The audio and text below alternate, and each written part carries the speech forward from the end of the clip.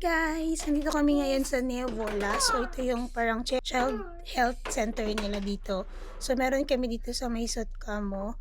So, sa 5 ako TTKB, nirecommend nila na magpa-check up si KB kasi magti 3 years old na si KB. So, parang every year pala dito guys, ganun. Parang may, hindi naman siya mandatory pero recommended siya na health check-up para sa mga bata and libre lang din naman siya guys. So yun, tingnan natin kung anong gagawin ng doktor sa kanya. Siguro check lang siya overall yung development niya. Tapos yung saan na pala yun? Kala ko naiwan ka. Tapos yung yung 5 akoti, may binigay na form. May binigay na form ganito. Tapos nandito yung parang report nila para sa development ni KB or kung paano siya mag-behave sa daycare, ganun.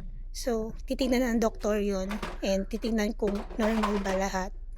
Tapos din, yung dental nga pala ni KB, meron rin siyang schedule para sa dental pero sa June pa yun guys. So, medyo matagal yung hintayan pag sa mga dental services. But still, free pa rin naman siya sa mga bata. So, yeah. See you later.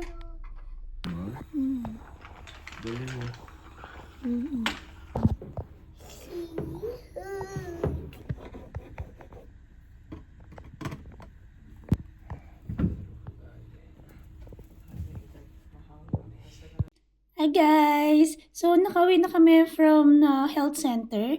So, ikukwento ko sa inyo kung ano yung mga ginawa ng doctors kay KB. So, yun nga, dahil nga magti 3 years old na si KB. So, this is like a routine health checkup dito sa Finland na ginagawa nila sa lahat ng bata. And it's also free of charge. So, ayun, ginawa sa kanya guys, chinek up siya. Chinek yung overall growth and physical health ni KB. So, nag-take sila ng measurement ni KB, yung height, yung weight, also yung size nung niya, yung ulo niya, kung may abnormalities ba or wala. So far, wala rin naman. Tapos, chinek din nila yung hearing ni KB. Tanong rin sa akin kung okay ba yung niya, yung hearing niya, nakakarinig ba siya? Sumasagot ba siya kagad or nagre-respond ba siya kagad kung tinatawag namin yung name niya, yung ganon. Tapos ayun guys, yung development assessment din. So, chinek yung speech and language skills niya. And then since sa Paivakoti, full finish sila doon. So, in-assess din kung ano ng level niya sa Sumenkieli or sa Finnish language. Kung ano na yung mga naiintindihan niyang words or kung nakakaintindi na ba siya in daily activities or sa mga daily routines nila na ginagawa or kapag nagsasalita yung teachers nila. Ankka, auto. Näytä auto. Missä on auto? Hyvä, hienosti. Sitten on kukko, kuppi, kukka. Näytä kukko. Wow! Tapos guys, chinek din yung motor skills niya. Pinagtakbo-takbo, pinag-jump-jump, gano'n. Tapos yung hand and eye coordination, chinek din. Pinagsulat siya guys kung sabi ng doktor, you can write a straight line. So, binigyan siya ng papel and ballpen. So, yun, nakakasulat naman siya ng gano'n. Kung circle, pinadrawing siya ng circle, pinaka-drawing naman siya guys. So, gano'n yung test na ginagawa nila dito for 3-year-olds.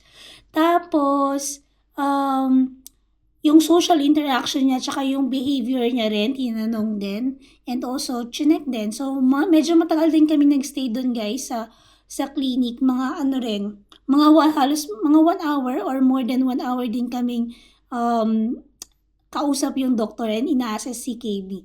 Tapos, tinanong din yung mga daily habit ni KB, like yung eating habits. So, kung ano ba yung mga kinakain niya usually. Also, kung nagva-vitamins pa ba siya. Tapos, yung vitamins ito guys, yung vitamin D, akala ko dati for lang siya, winter. So, ngayon pala, dito pala sa Finland, the whole year talaga, recommended siya na i-take ng bata dapat yung vitamin D everyday is like 10 milligrams lang sa kanila. Actually, kahit dun sa sa doktor ko, sinabi rin na pati sa atin, mga adults, dapat din daw nagtitake tayo ng vitamin D, lalo na kung hindi ka mahilig sa gulay or sa prutas or yung mga food na may nagko-contain ng vitamin D. So, ayun. Tapos, yun din yung sleep routine ni KB. So, anong oras siya natutulog sa gabi, sa nap time niya, ilang oras yung usual niyang tulog, or naka-normal ba yung tulog niya, nagigising ba siya parati sa gabi, or how many hours siyang natutulog, yung quality of sleep, ganon. And then, sa toilet training. So, since 3 years old, guys, usually dito, nagpapati train na. Actually, nung last year pa namin siya nag-start si KB, nagpati train. So, sa bahay dito, hindi na siya nagda-diaper. Nagda-diaper na lang siya pag matutulog sa gabi and also pag aalis kami kasi medyo mahirap pa yung ganun eh.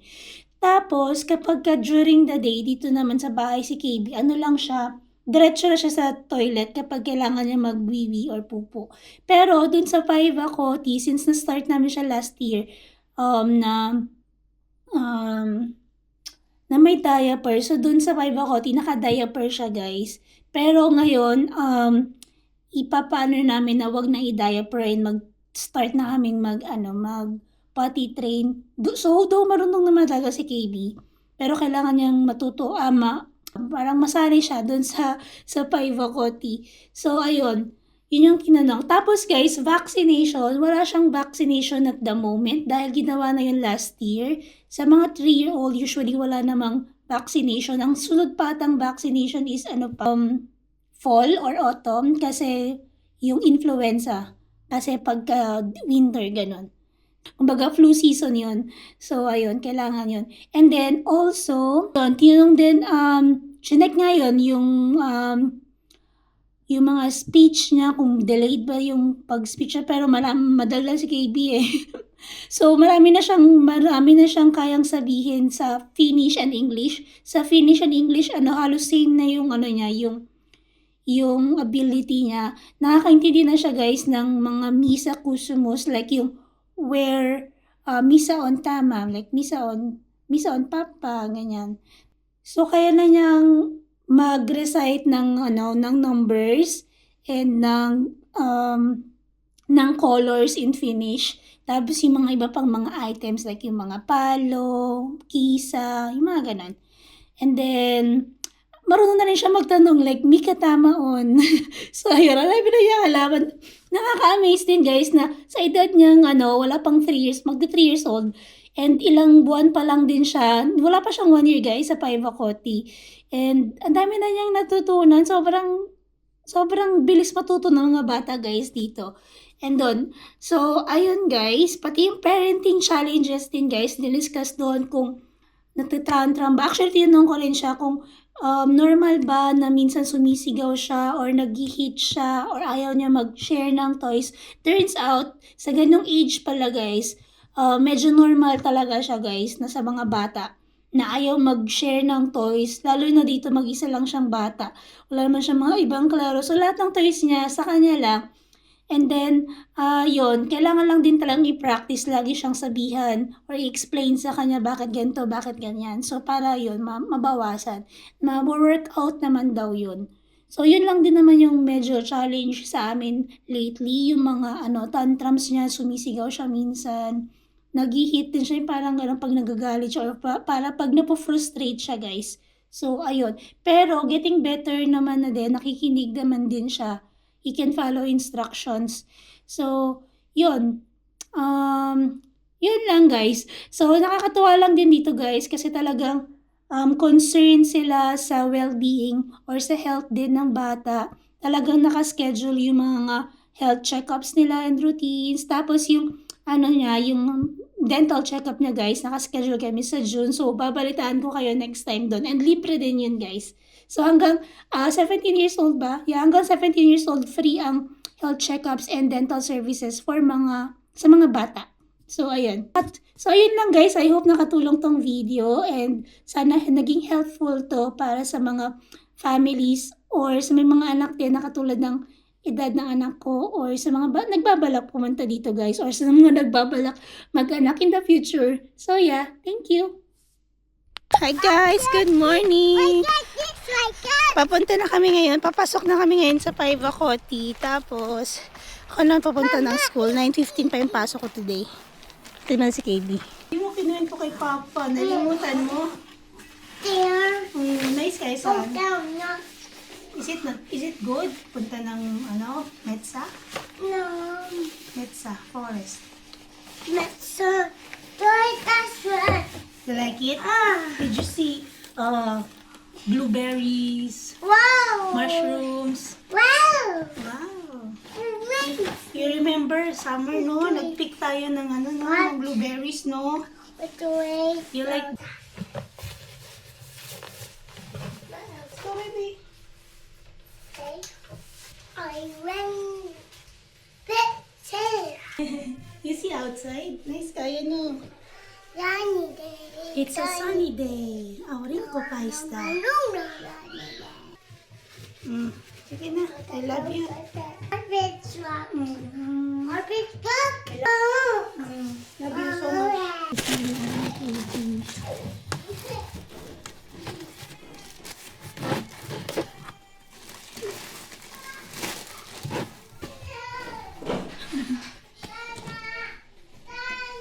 Babiyahe tayo papuntang school, which will take around 35 minutes to 40 minutes. Yeah, let's see. Bye guys.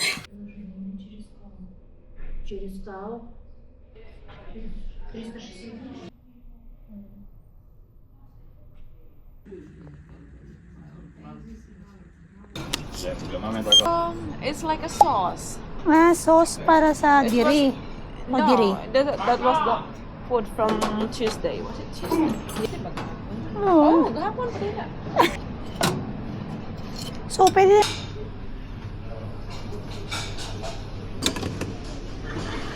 Na. Okay, honey.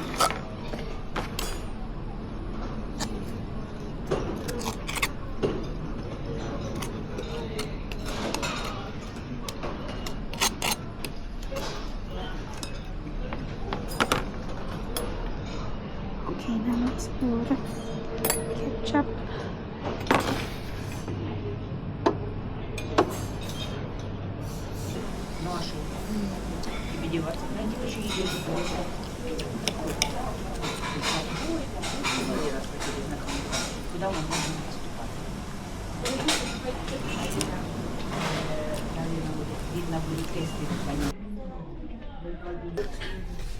Dito. Okay, tas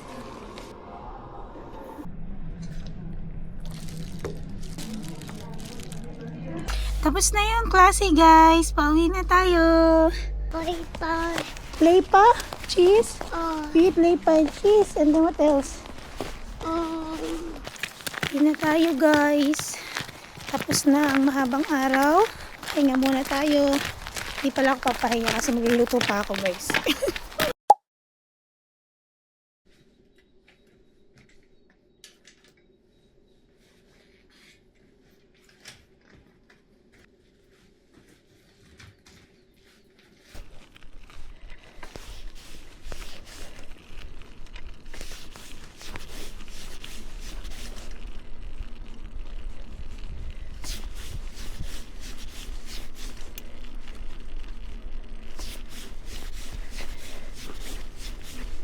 Good morning guys! Papasok ngayon ng work. Tapos, gamit ko yung bike namin today kasi sige yung gamit ng sasakyan mamaya.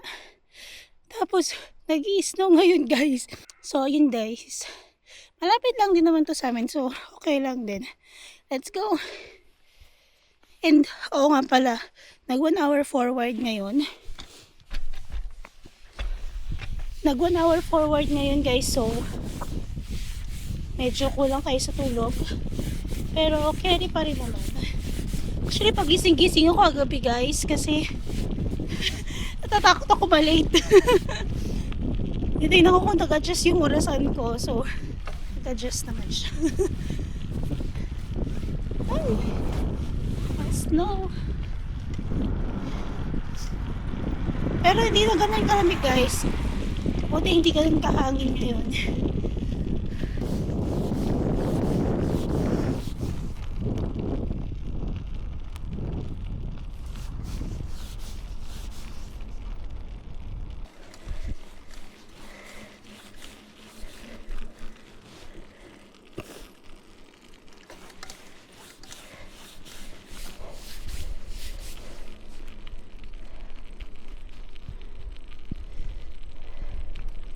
Ay, hirap pala mag-bike kung mas snow. Kasi napupunta sa mata mo. Yeah. Okay.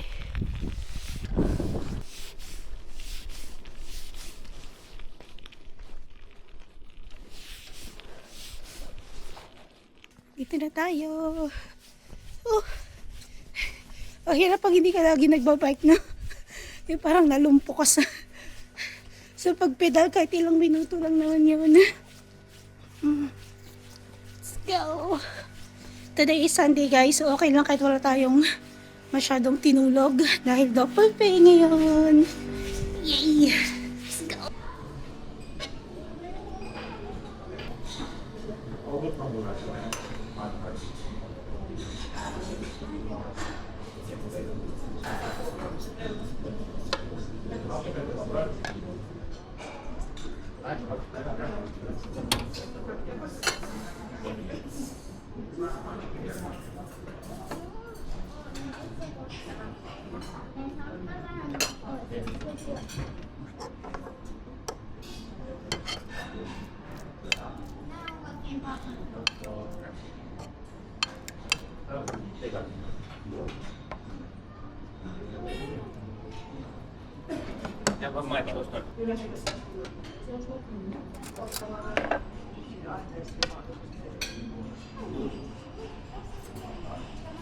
Oops.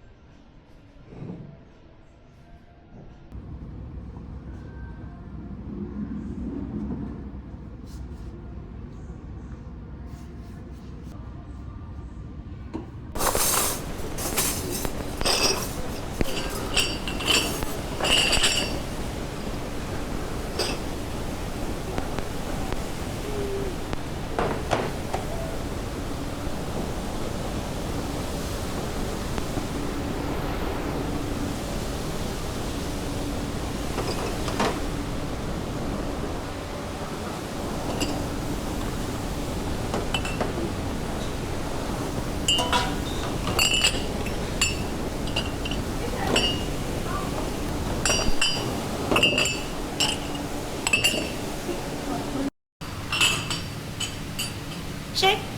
Tingnan ko si 8 Tony. Si 8 Tony. Ah, okay. Ito.